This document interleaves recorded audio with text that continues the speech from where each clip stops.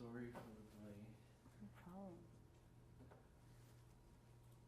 While you do that, I'm going to ask these two a question. Sure. So one of the things that came up in both of your presentations was a recognition that there's a need for decolonizing the ways in which teaching is happening in the education systems.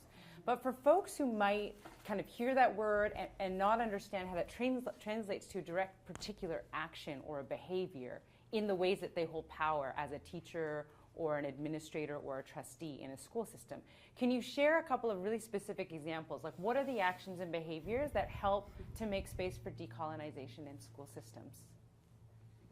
Do you want to go? Go ahead. That's multi-layered, right? Mm-hmm. Yeah. So I think for me, like a shift in thinking.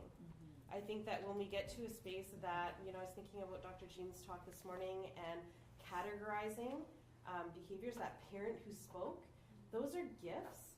And I don't think our system is set up in a way that honors the gifts of our children in those spaces. So part of decolonizing, in my opinion, is thinking about those not as misbehaviors, but as gifts.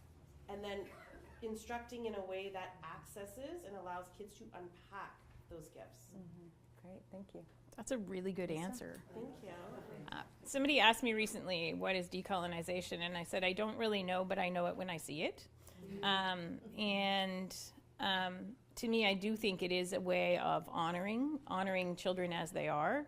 A lot of what Jean said this morning, I think just honoring, creating space for kids to be themselves. I often get asked to go and speak to public schools where I am asked, how do we support the Native kids?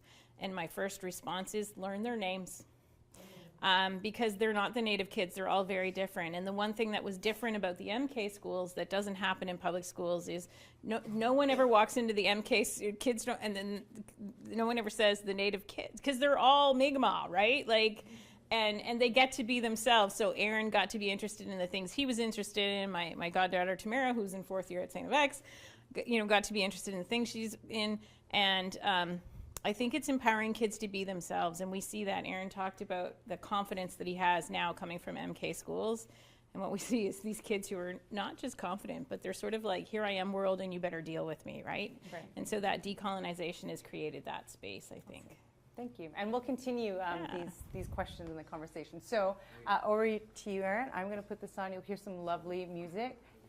When you're done. I'm really being a stickler for time. Typically I'm not, but I really want to make sure that we have time for conversation and for hearing some questions from the crowd as well. So, give her.